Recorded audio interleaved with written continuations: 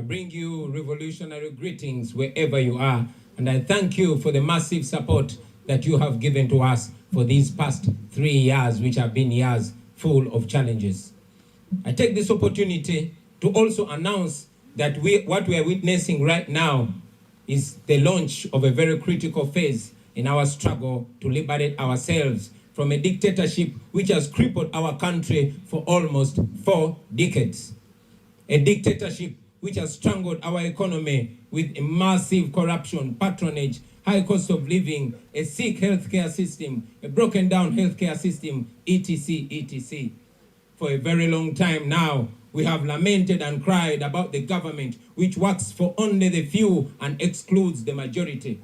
Well, today, we close the book of lamentation and open the book of Acts.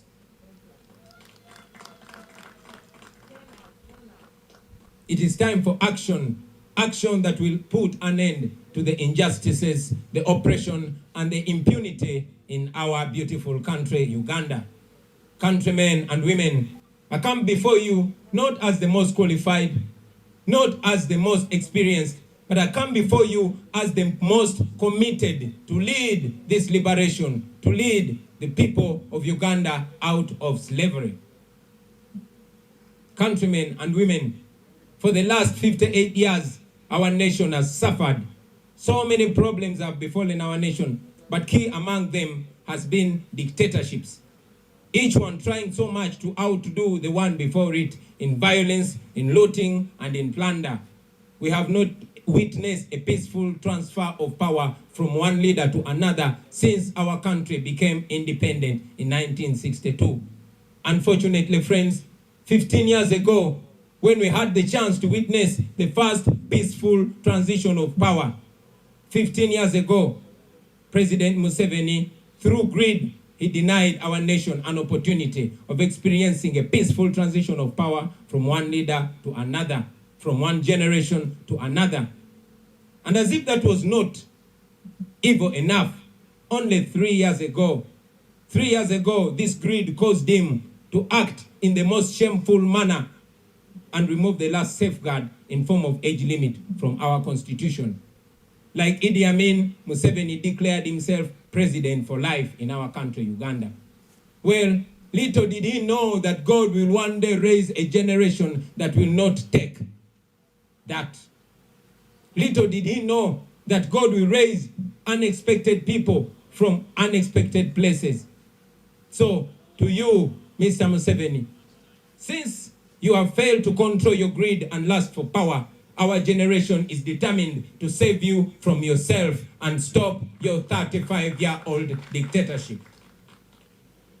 The liberation and socio-economic transformation of our country cannot be achieved unless we first remove the big obstacle, and that is Museveni, who has undermined all institutions of state and instead institutionalized corruption in Uganda. And of course, he has institutionalized human rights violations. Fellow Ugandans, I'm offering myself as a candidate of the highest office in this land, as a representative of the oppressed Ugandans.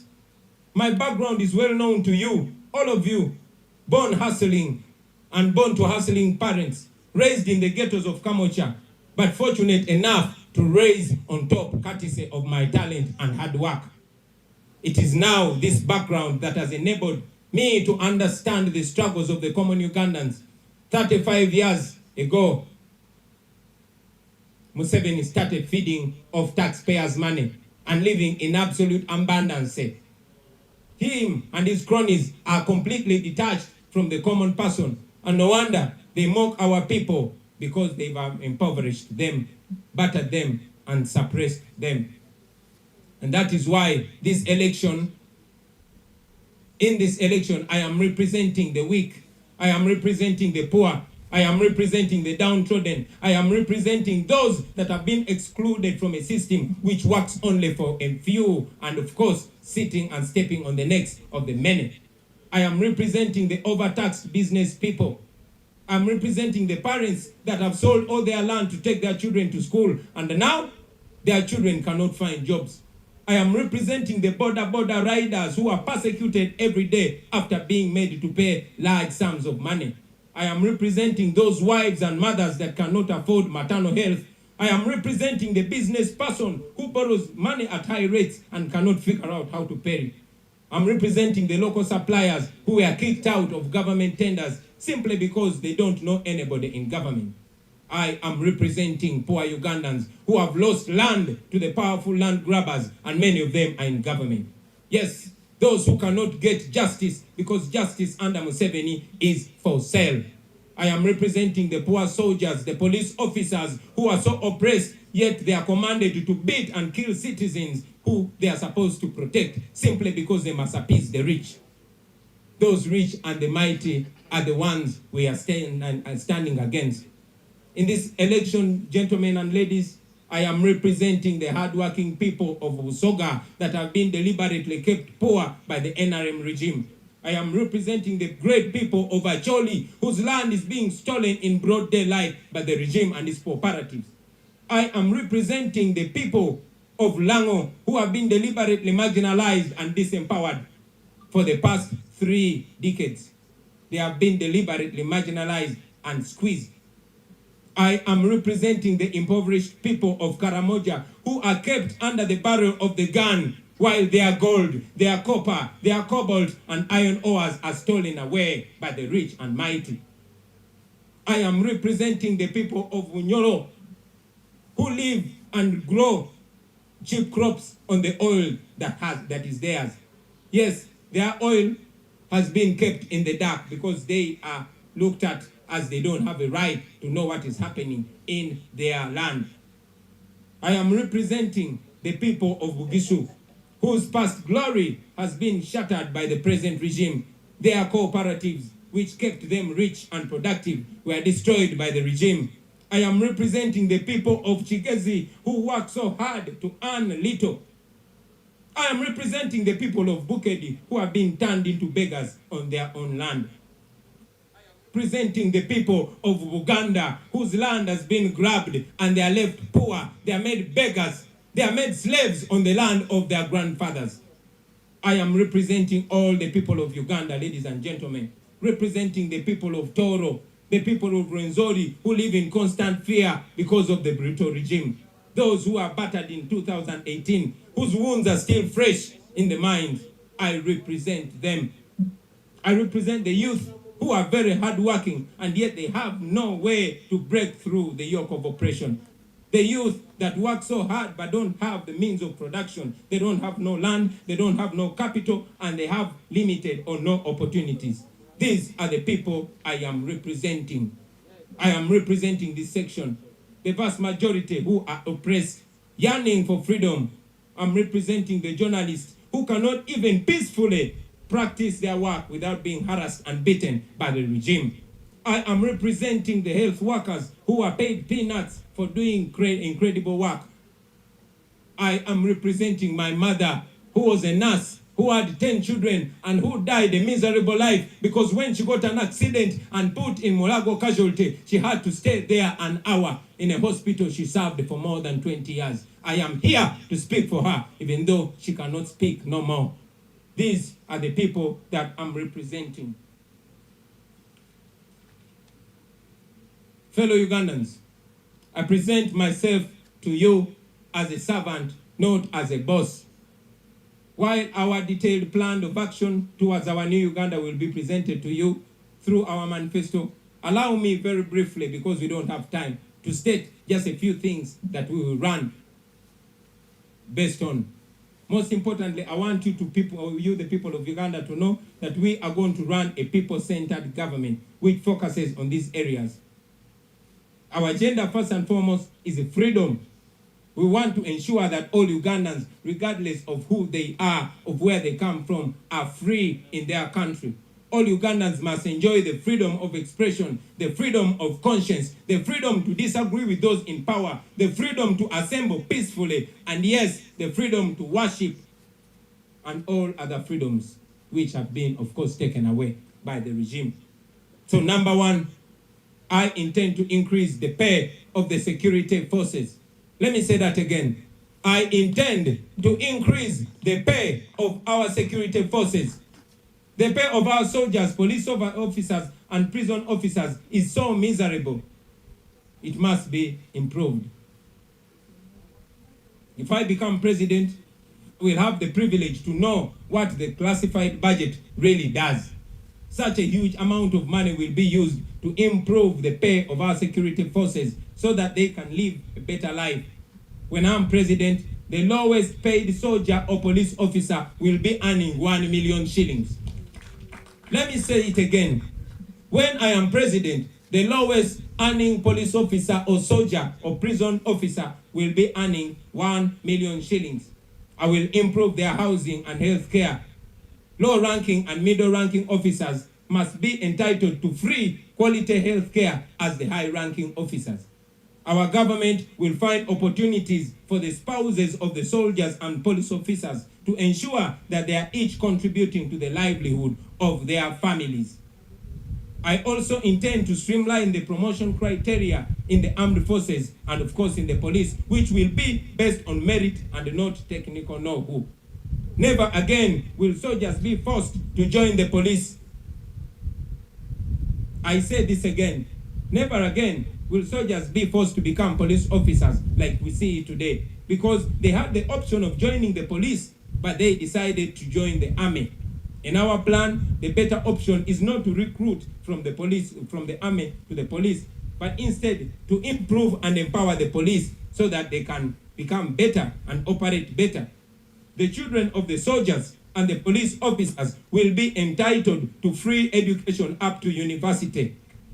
There is no greater sacrifice, ladies and gentlemen, than serving in uniform, and it will be our deliberate plan to ensure that our men and women in uniform in dignity. I firmly believe if we do this, I strongly believe that if we do this, then our armed men and women in uniform will have respect for the citizens. In a new Uganda, there will be mutual love and respect between those in uniform and the ordinary citizen of Uganda.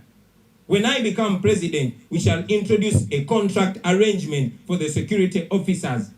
In other countries, one can serve in the military, and after some time, they resign when they are still young. And of course, they resign with a better retirement package. But today, they are all tied. Even when they want to resign, they cannot. One should be proud to serve in the military or in the police and resign. So we shall make it on contract, so that we make that job so nice for you to work. Number 2, in the new Uganda, there will be access to affordable quality health care for all Ugandans, and this will be priority in terms of budgetary allocations.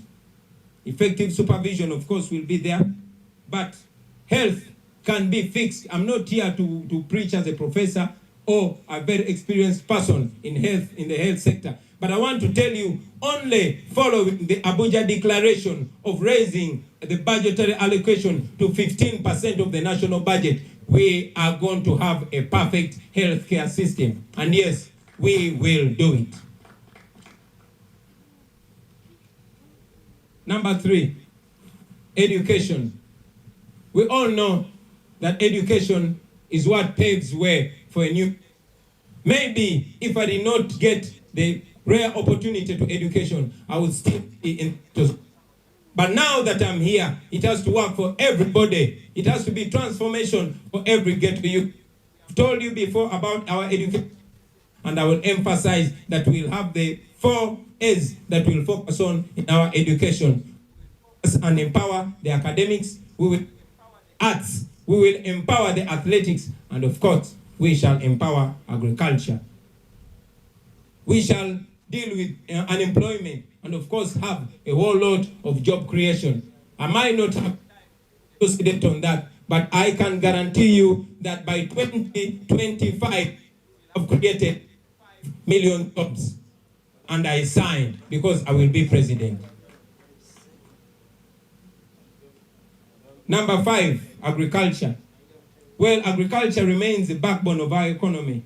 And even if it is being disrespected and given no attention, our government intends to zone this country and ensure that each zone has a cash crop and a food crop.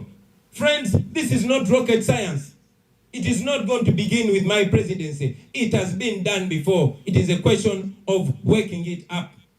When I was growing up, every region of this country had a cash crop and a food crop. We don't have that anymore. Why? Because the regime has different priorities, among which, or number one of which, is retaining power.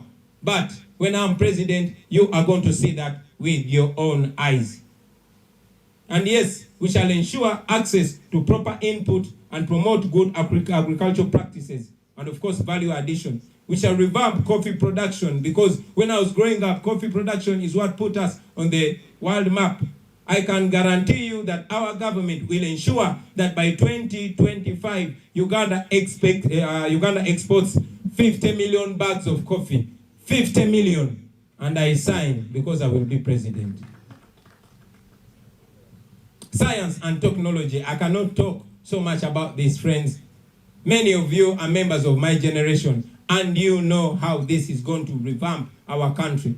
Our government will focus on promotion of science and technology as a catalyst for economic growth and development. This is going to be done through allocation of funds to schools that are specifically majoring in that. And of course, we shall establish innovation hubs in every sub-region of Uganda. Our school-going children should receive world-class ICT, because I believe that we Ugandans, we are first world brains stuck in a third world country. And yes, Uganda is not a third world country. It is only our leaders that are third world leaders. Now, you got a first world leader. Let's go for that. Number 7, access to water and electricity. Friends, the vast majority of Ugandans have no access to clean water. But our government is going to ensure that every household in Uganda has access to clean water. In terms of power supply, we shall ensure that more households are connected to the power grid. However, we shall also pursue a deliberate policy of ensuring that households in rural areas have access to solar power. This can be done, and this will be done. Fellow Ugandans, there are many other things that we plan to do for this nation, some of which are put in our manifesto. This regime has destroyed many, many dreams of Ugandans. But today, I want to say to you, please dare to dream again. Please dare to hope again. Friends, dare to believe again. Our nation has been reduced into a laughing stock among nations. But once again, we shall rise to be the true Pearl of Africa that we have been known for. Nothing can defeat people united, especially if we are united by conviction. A people united can never be defeated. A people united can never be defeated. A people united can never be defeated. A people united can never be defeated. Yes, and also I want you to know that nothing can stop an idea whose time has come. Our story as NUP and as People Power, and also my individual story, friends, is a story of commitment, resilience, and never giving up. It is an example that challenges only strengthen the prepared. Let us come together under the umbrella of a new Uganda. And yes, march together, all of us, men and women, young and old, rich and poor, towards that new Uganda. As I conclude, I want you to know that we are aware that Museveni prides himself in his record of rigging elections. And of course, that the Electoral Commission has always been helping him in achieving that. Well, today, let me send a message to him and Mr. Byabakama. Just like I've just told him in his face, I will tell him again publicly that it is in your best interest not to mess with the people of Uganda. I say this again, Mr. Museveni and Mr. Byabakama, it is in your best interest not to mess with the people of Uganda. Because if you do so, you know the cost will be high. So finally, Uganda and abroad, we rally you not to treat this as an ordinary election, but as a revolutionary election. The stakes are high. The transition is in our face. Freedom is staring us in the face, ladies and gentlemen. It is time. The time is now. And we have entered the ring. I say we have entered the ring and we are not coming out. We only await to raise our fist in victory. Because this is the time, ladies and gentlemen. Kati tusimbudde. I say kati tusimbudde. This is it. This is a battle between the past and the future. I say this again, this is a battle between the past and the future, between the old and the new, between slavery and freedom. This is the defining moment. So, I want you to know, Ugandans, that power is in your hands. And it is this time where you choose to trust that power in a person that you decide. This is a mission to freedom. I say this again, this is a mission to freedom, not a mere election. We are removing a dictator. Say that after me. We are removing a dictator, and we are doing this peacefully and constitutionally and legally, because we know that our laws provide for that. If we were born and there was no constitution in Uganda, we would bow to slavery. But when I read the constitution, it guarantees all this. When I remember what President Museveni said when he was my age, he said, what do you do when a regime has closed all avenues of peaceful change? Well, we have an avenue of peaceful change, and we know the world is watching us. We are going to be free. I say we are going to be free. And now, very, very, very, very finally, I want to pay tribute to all the people that have been struggling, those that came before us, those that have lived before us. We are alive to the fact that we stand on your shoulders. We are alive to the fact that you inspired us to see the truth. And we call all upon you to stand by that truth.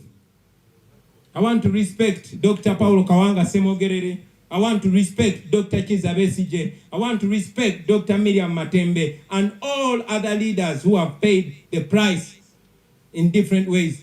And of course, I want to salute all the comrades that have been murdered in cold blood in our pursuit for freedom. We stand by you. Your blood is still watering the tree of freedom. And I can guarantee you, comrades, wherever you lie, that we shall be free or we shall die trying to be free. I thank you for God and my country. When this we shall wear the victor's crown. We shall wear the victor's crown. We shall wear the victor's crown. When the struggle is over, we shall wear the victor's crown in a new Uganda. People power. Our power. NUP. Everywhere. NUP.